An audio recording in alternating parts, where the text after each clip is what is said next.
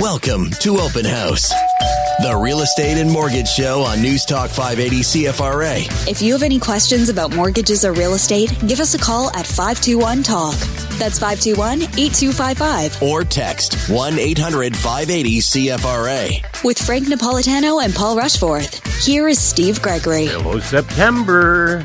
September's here, that's for sure. Boy, if only there were things to talk about in real estate and mortgages this week. There's really not much going There's on a lot. at all. What a week, eh? Holy smokes. Full of information everywhere you looked. Every day there was something, whether it was, the political side of it with Singh pulling out of the agreement.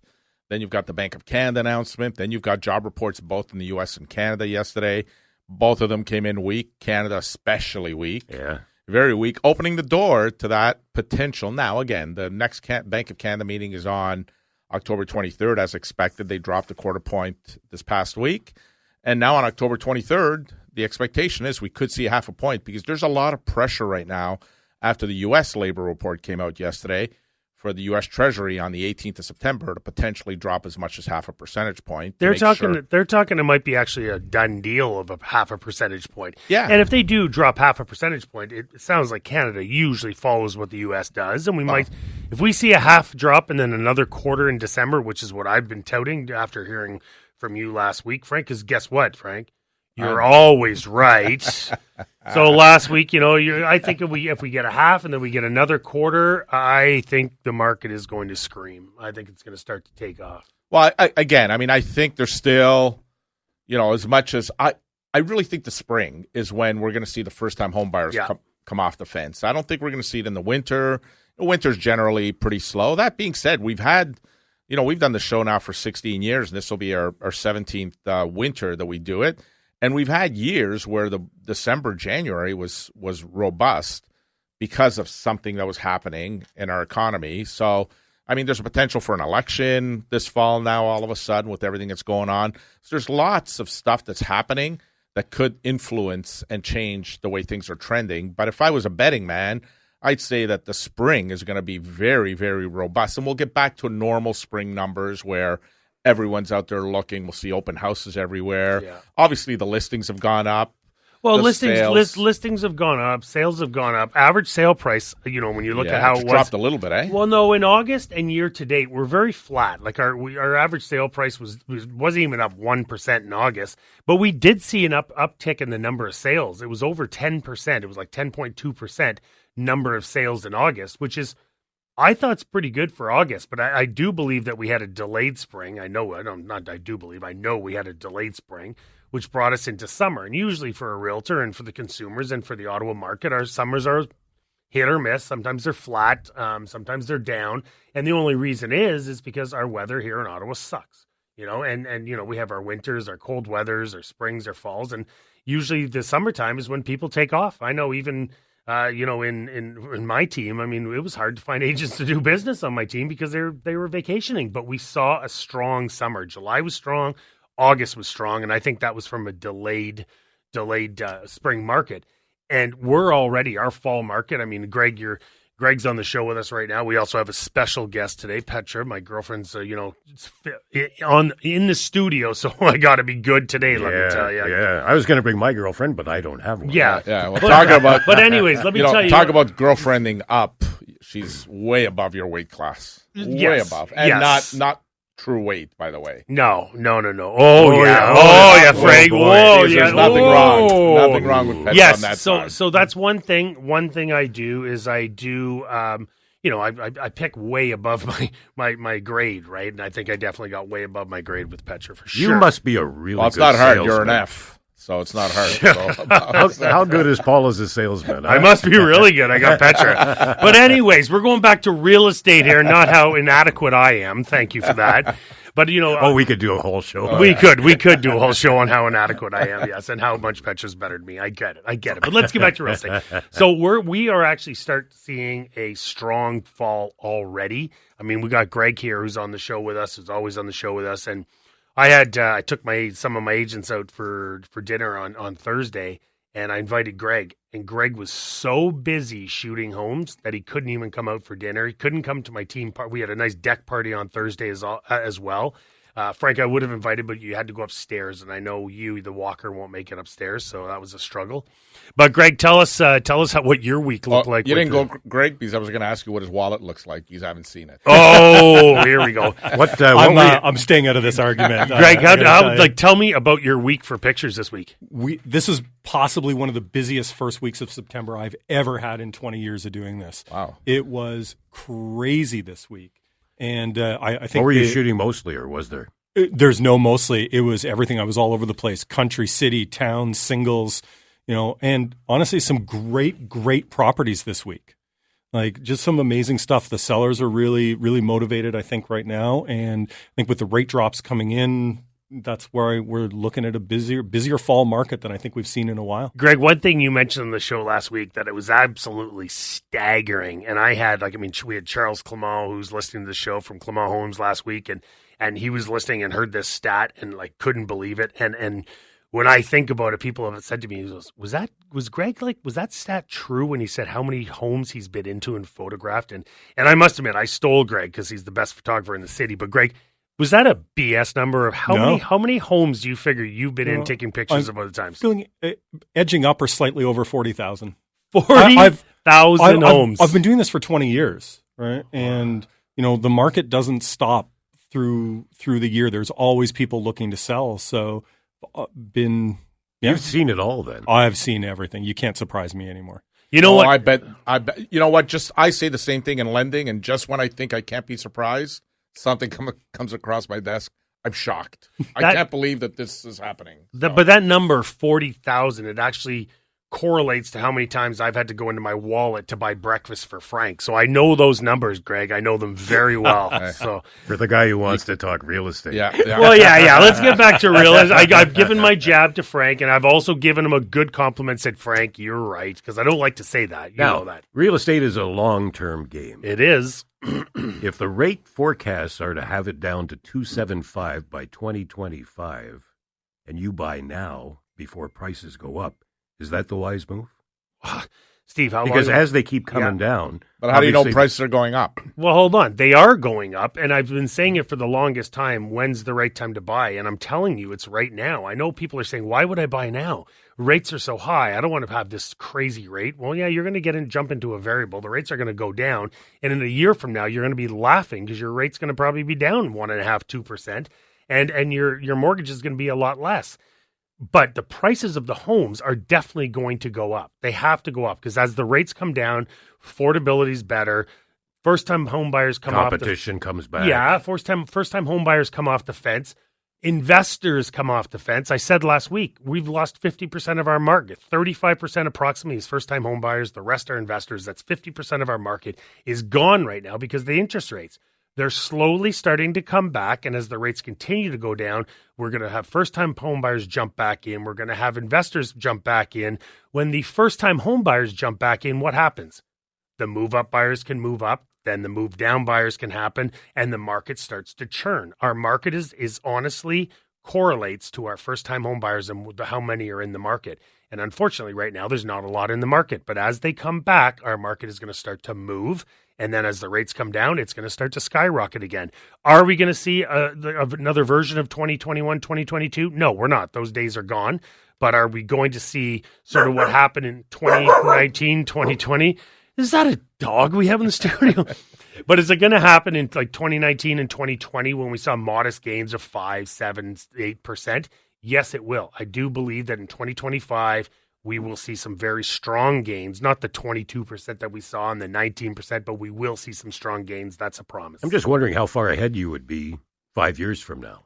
Well, it's way ahead, right? I mean, I said this back in 2019 and 2020 when I was like, get into the market now because what's going to happen is the market is going to skyrocket. Now, I'd be lying if I said that I knew that we were going to go up 19 and 20%. We were going to 50% in 2 years. I'm lying if I said I predicted that. But I did predict that things were going to start to skyrocket.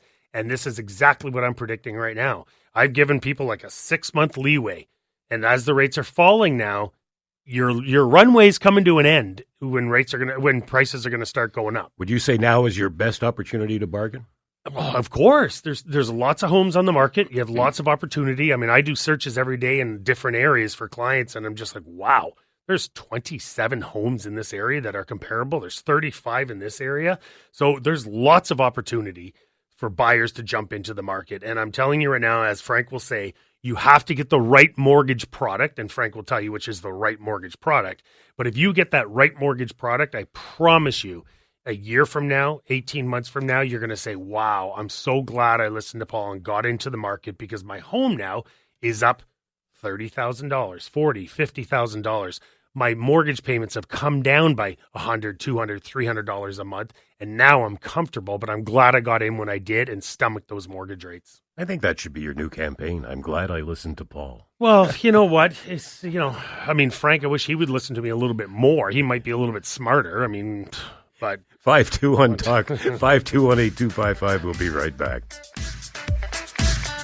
CFRA. Welcome back. Paul Rushforth is here. Frank Napolitano's here. Frank, should the Bank of Canada, given the unemployment stats now, have reduced by 50 basis points this week? Well, it's interesting that he actually mentioned the fact that they considered 50 basis points. The fact that he even said that is just a sign of what's to come. So, Paul was saying, like, take the adjustable, take the variable. You're going to buy now, you're going to be further ahead. It's true.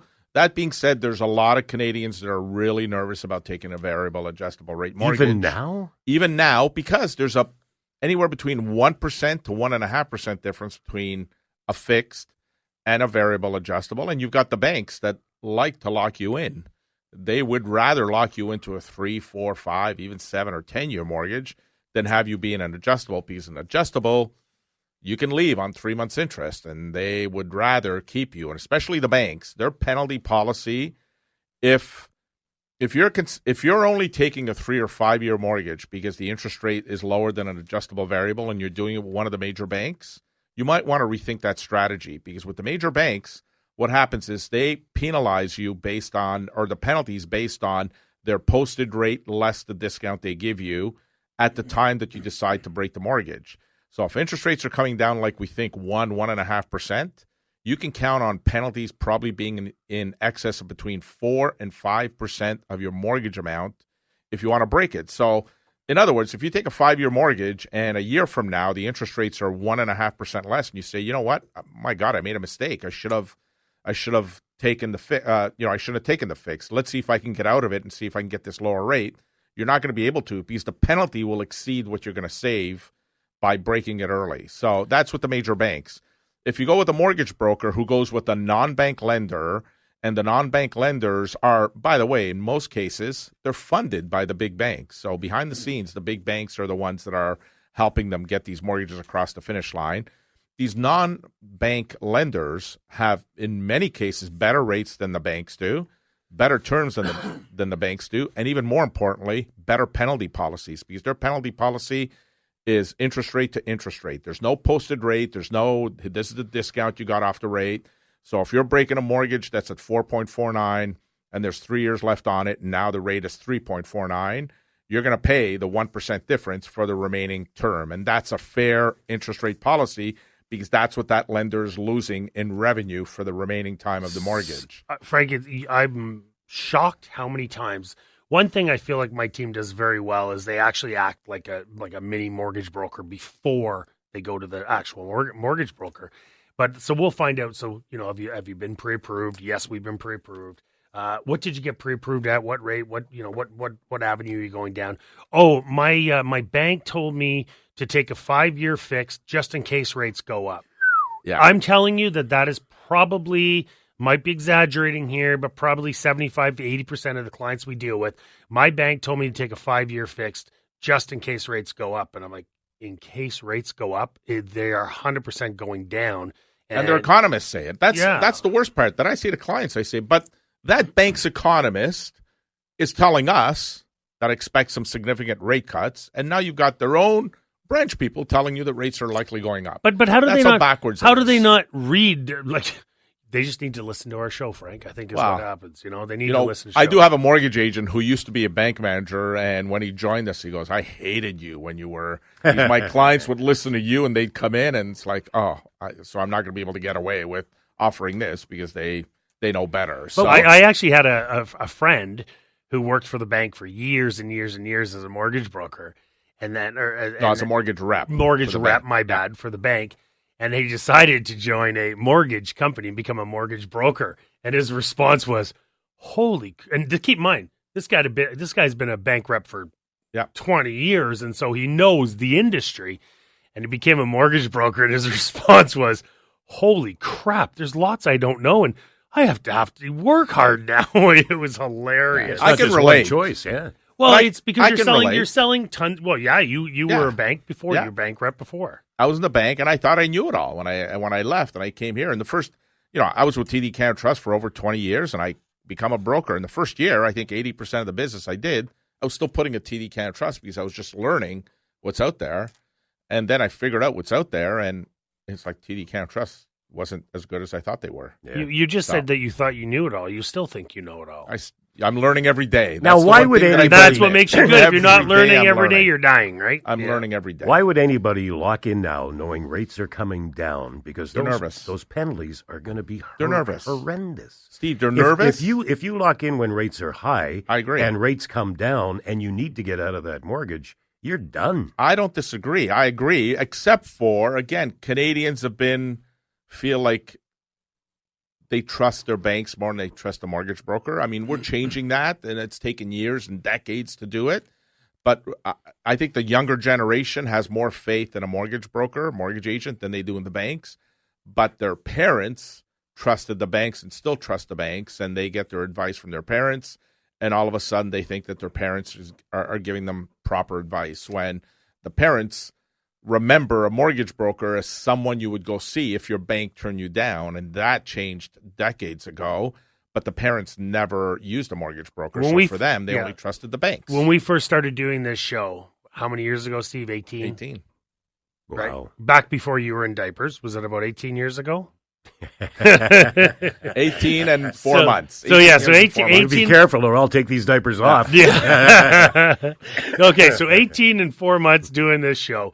And I think there still was at that time a bit of a stigma that mortgage brokers were only to be used if you got turned down from the bank, or you had a tricky mortgage, or you couldn't get it approved by the bank. You had to use this or bad this B lender mortgage broker. And I think we started doing this show, and I think within about a year, I think people realized that mortgage brokers are people you go to sometimes first.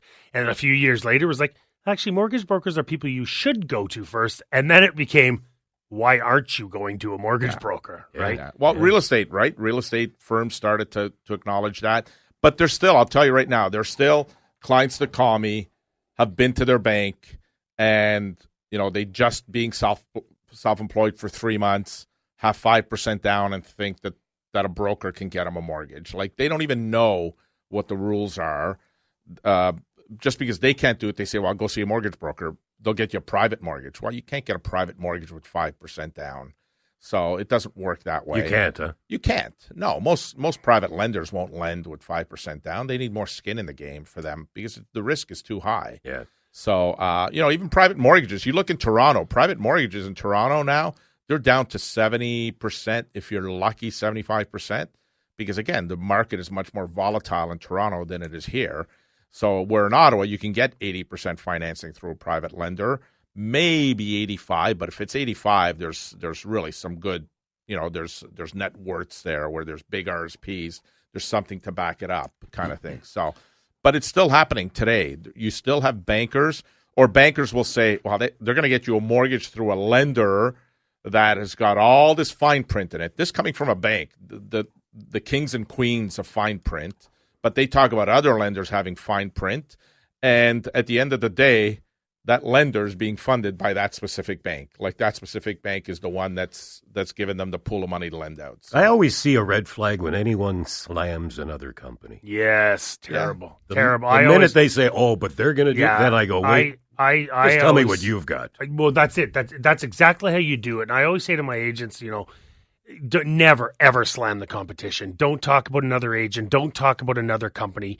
the only thing you can do to show that you're superior is talk about what you do that they don't do. Talk about what your services that you offer. Never slam somebody else. Before we go to break, I want to tell you a little funny story. It just hit me when we were talking about 18 years and 4 months ago and that. I've only been in the business 20 years, and I remember when I joined the business, I was like, I got to be a sponge. I got to learn off everybody.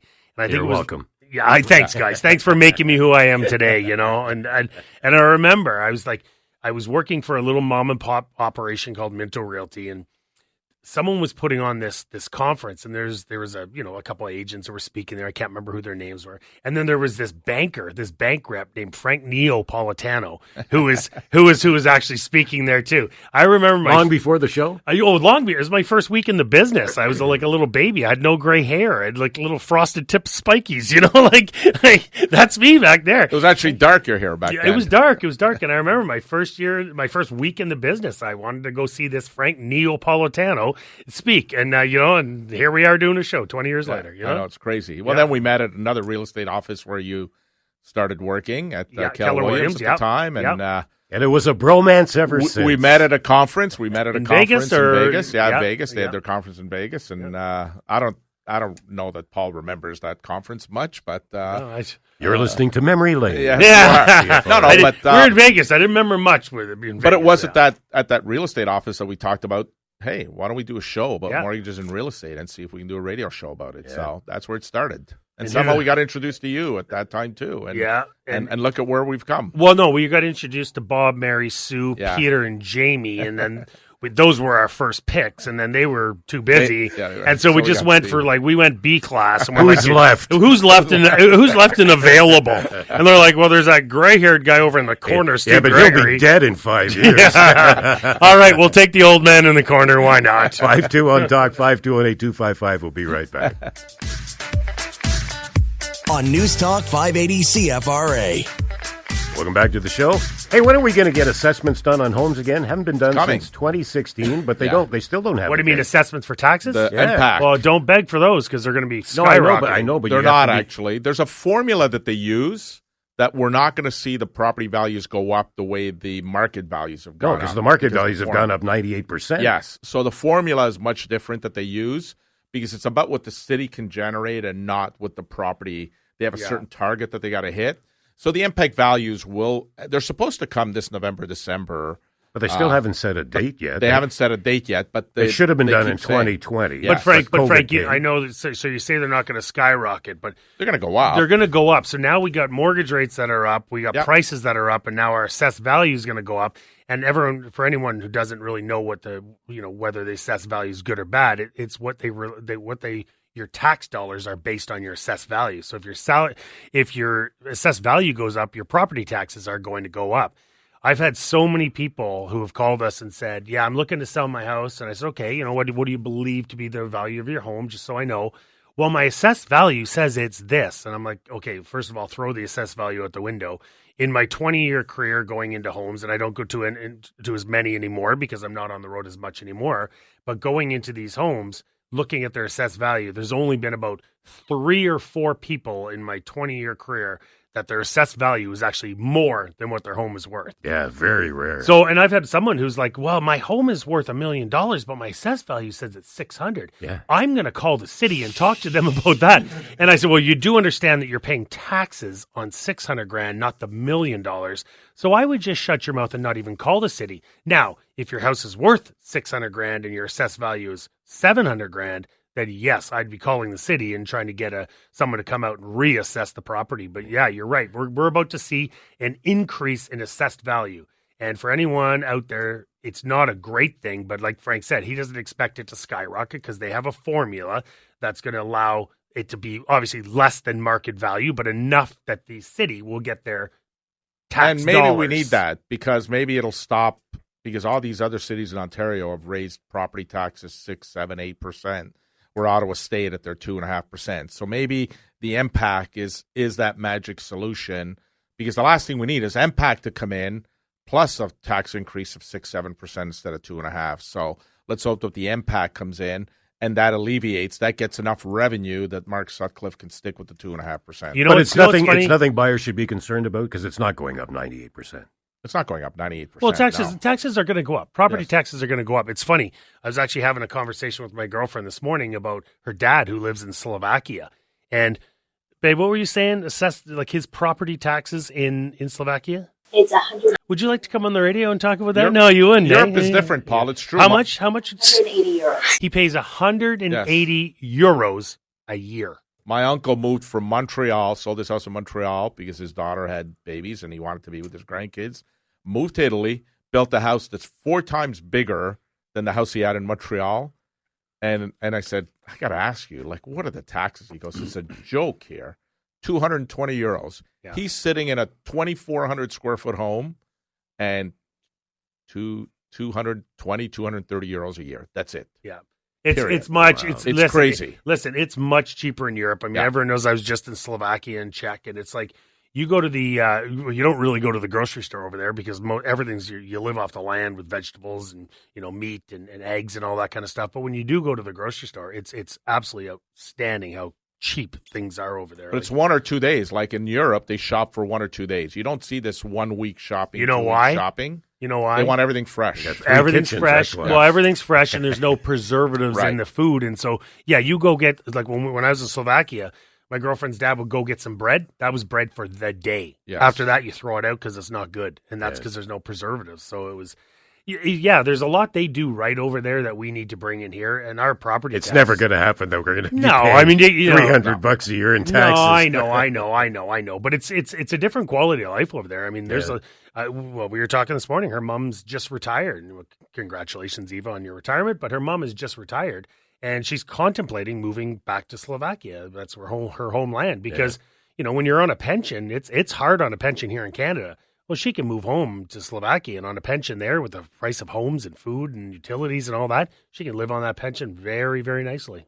So to answer my question, we shouldn't be concerned that the No. assessed values are going to go up a crazy amount. Not a crazy amount, but they're going to go up. I mean, you can't expect, values of homes to go up as much as they have over the last 8 years now since our last impact assessment. Now, again, when they do the impact assessments, they're for 4 years forward. Yeah. So they gave a value as of 2020, which probably wasn't that far off because really the craziness started in 21 and beyond. So, but at the end of the day, I think that property taxes are going to go up, expect them to go up, but I don't think they're going to go up as significantly as many people think. But there was an article, I can't remember what paper is in. There was an article in the paper, and Steve, you quoted it actually one time on air. A percentage of Canadians right now, if anything unexpected came, like, their car broke down and they needed $1,000 Oh, fix. that's a and crazy percent. it was a crazy percentage, couldn't afford to do that. So now we're adding property tax onto that. They're already just living that paycheck to paycheck. And even a small increase on property taxes, I think, is going to be very, very, very hard on Canadians. And I think we will, like we talked about with the rates, I think we will probably see some people downsizing because of property taxes and going up and affordability and being right at that level, the cost of everything. We might see the people in those nice 3,000 and 4,000 square foot homes and 2,800 and 2,700 square foot homes start downsizing because property taxes are already out, through the roof. Now we're adding a little bit more to that. Groceries are going up, gas is going up, rates, like everything's going up. I mean, luckily rates are coming down. That's another reason you should be buying a townhome then. Well, because if everybody's going to go down to townhomes, and townhomes are already the number one seller right now, right? They are. Well, they're always going to be because a townhome is perfect for someone in the first-time homebuyer bracket. Townhome, someone who's moving down, someone who's retiring. Townhomes are perfect, and that's why I'm very lucky to be working with C.H. Clement with Clement Homes because they're building condos and townhomes, like the two most popular products. So with them, how much could I get into a townhome for? Well, you're looking at low fives. Like, you can get into a townhome. And you know what? We have Charles coming on the show next week, and I'm going to actually beat him up on the show and get his prices down even lower than what they are right now. And how is he going to say no on air? How is Charles going to say no on air when I beat him up and get those prices down? You watch. I'll tell you what. I promise you. It's like listening to Trump all of a No, sudden. don't ever. But I'm going to tell you right now, and Frank, you're going to be able to say after the show next week, you're going to say, Paul, you were right, which you don't ever say. All right, how much do you think you're going to beat him down? I will get his townhomes under $500,000. No, you won't. Watch me. No way. Watch me. You want to see power, Steve? I'll show you All power. right, we'll see. I'm going to beat him up, and Greg, do you think I can? Probably not. But we're going to. Charles is he's a great He's guy. laughing right now, isn't he? He's a great guy, and he's a great businessman. He's a great. So I don't. if he's listening right now, he's like, yeah, "Good luck, Paul. Good luck." So he's coming in next week. So I have Charles Clement, who's the principal behind Clement Homes. Is building. We have Charles Clement. We have Charles Clement coming on the show. Me. And like I said, he's building in Rockland. He's building in Embrun. He's building in Russell.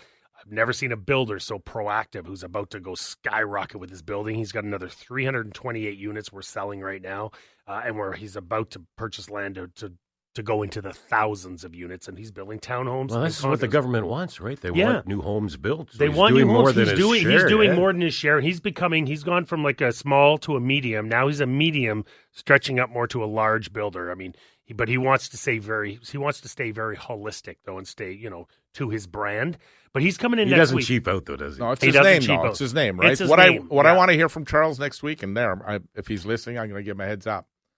How bad it is to get that shovel in the ground, like how hard it is to get that shovel in the ground from the municipalities. Or how much easier is it than it was 5 or 10 years ago? All levels of government. Because they're all saying it's easier. Yeah. And is it easy like they say? Is it easy like they say it is? And listen, one thing I want to hear from Charles, too, is we had a article that came out a few years back saying 25 or 28 or whatever the number was percentage of all the builders' costs go in before they even put a shovel in the ground. Yeah.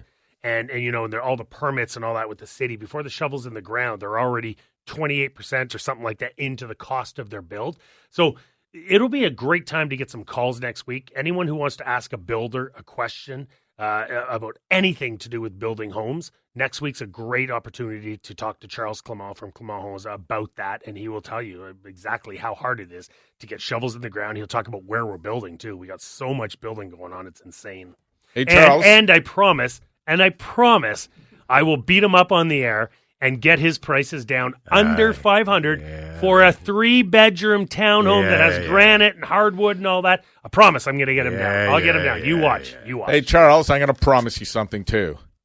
I'm going to be buying breakfast. So if you can, send me a text on what type of coffee you want. Yes, you will be buying breakfast for sure.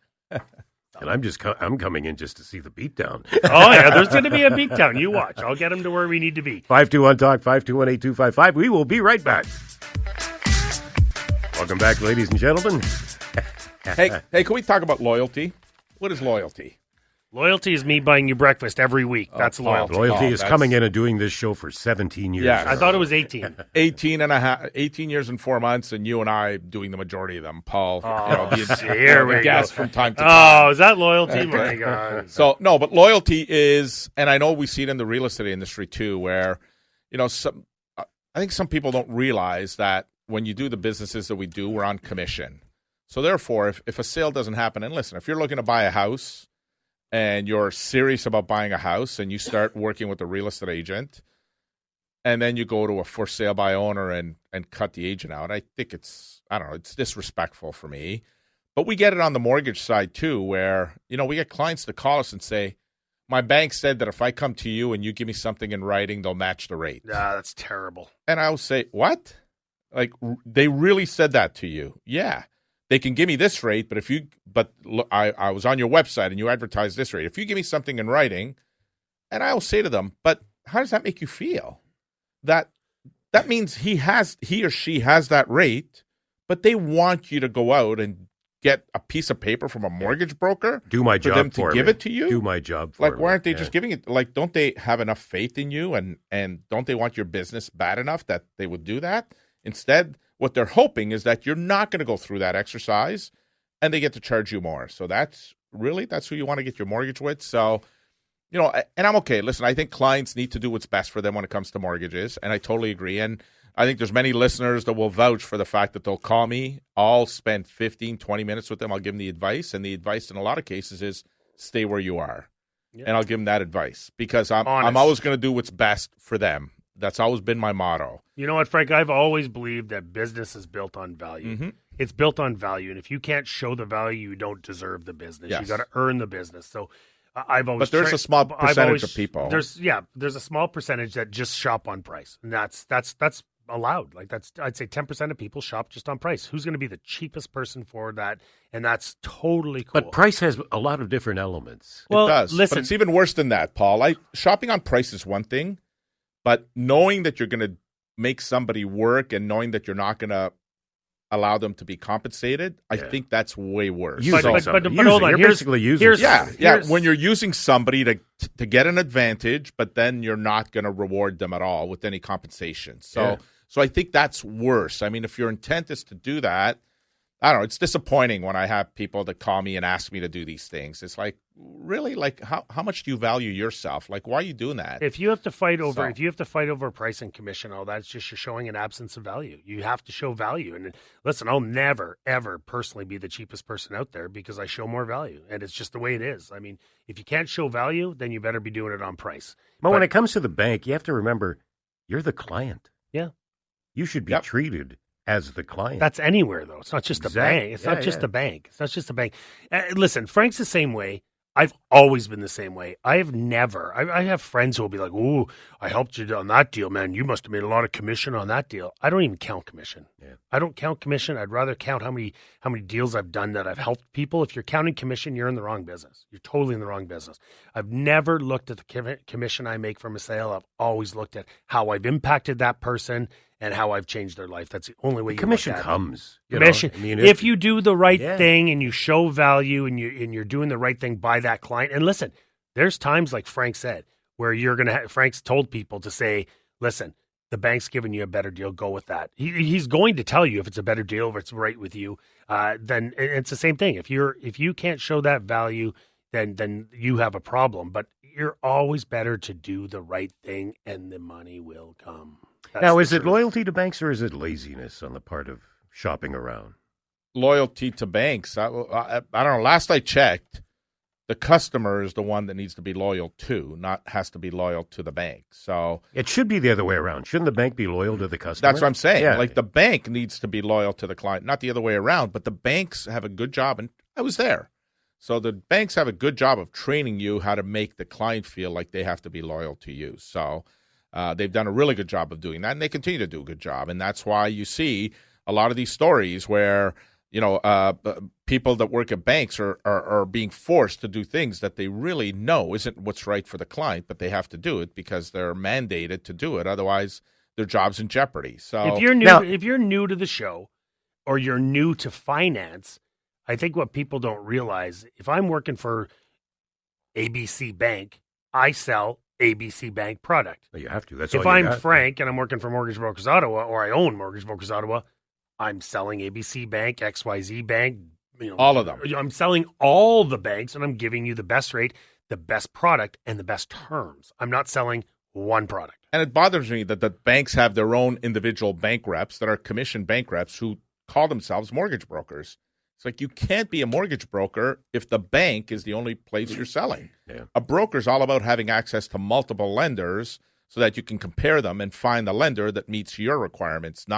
So there's bankers out there because they need the bank. So they feel like, and there's a lot of bankers out there, and I was one of them at one time, that I felt I needed the bank's name for me to be successful. And then you quickly realize that the bank actually was successful because of me, not the other way around. Now, to be fair, there are good people working at these banks. Oh, 100%. 100%. It's not the people. 100%. It's what their availability is to sell. Yes. The reason I wouldn't go, for one simple reason, posted rates and penalties. Yeah, I know. It drives me nuts that they haven't. But they're very big profit makers for the bank. So Frank, that'll never go away. Something you said, too, is you're like, they feel like they have to work for this big brand. It's the same in real estate. There's lots of agents that they know I have to have this brand behind me. I got to have this big brand behind me. Well, the truth is a lot of these big brands, they have wonderful agents, and then they don't have wonderful agents. Yeah. Just like everywhere you go, no matter what company you're working for, you have some really, really good rock stars, and there's rock stars in the bank, and there's rock stars in the mortgage brokerage industry. It's just all about showing the value. You know what I like? I like people who are brave enough to put their name on their company. Like Paul Rushforth Real Estate, Clement Homes. Yeah. If your name is out there, you better be damn sure you're doing a good job. I was actually saying this the other day. I got a call from someone and said, "Hey, I'm trying to get a hold of your agent. Can you please get them to call me?" And no one says, oh, that bad agent. They say, oh, Paul Rushforth, real estate. Yeah. And so my name's behind everything. So that's why I try to train my agents in the fact that you are not trading just on your name. You're trading under my name. And my name means everything. So if you don't trade well under my name, you're not going to be at my company. It's just a fact. Oh, my goodness. Look at the time. So fast, eh? Wait until next week. Final- Watch how fast next week goes. Quick question, though. With the Fed's now on September 18th, U.S. what Treasury. what is the bond market going to do in Canada if they come down? The 25 bond or market in 50? Canada follows what happens in the U.S. way more than it follows what happens in Canada. So when the Canadian job numbers came out, they came out first. The bond market, even though the Canadian job numbers were weak, the bond market went up a touch. The U.S. labor numbers came out, and they weren't good, and the Canadian bond market plummeted 5 points Goodbye in a matter Dow. of 10 minutes. Yeah. So, again, the U.S. labor numbers are way more have way more of an impact on Canadian bond markets than the U.S. economy does. The Canadian does, but it's not as big as the U.S. So will there be an impact on the 18th? The 18th? Yeah. I think we're going to see bond markets come down. Now, they've already priced a quarter point in there. Yeah. It's if they do the half. And if that, expected the half, if it happens, then we'll start to see bond markets come down even more. Birthdays? Yeah, I got a couple. My brother-in-law, Maurizio, awesome brother-in-law, celebrating his birthday today. And then him and his wife, Pina, celebrated their anniversary on Thursday. And then Jen P. from our office celebrating her birthday early this week. And Karen, who is one of my team members, her husband Rob, who is one of Ottawa's finest police officers, celebrating his birthday today. So happy birthday to Rob Latteral. Excellent. I have this week, we talked about loyalty earlier in the show. Bridget Dompierre, who works for me as one of my wonderful agents, celebrated 6 years with the company this week. And someone we all know, Mikey Machargo, has a birthday tomorrow. So happy birthday, Mike Machargo. He's been with you a long time. He's been with me 12 years, at least 12 years. So and just a wonderful human being, raised a lot of money for charity. And of course, like I say every week, we're praying for Nash Cote and Adam and Angie down in Boston. And our thoughts and prayers are with Nash, and get through this and come home and have some fun like a little boy should. Now, next week? Next week, I have Charles Clement from Clement Homes on the show. We have. Sorry. So get your questions ready for Charles. He's going to talk all about the building process and what it takes to be very successful in building and all the costs. Just want to see if you can get them below 5. Below 5. I'll do that in my sleep. Yeah. Come on. I want 489. That's what I want. Oh! Who should we support? Well, local businesses and charities and home builders. Have a great week. Have a great week.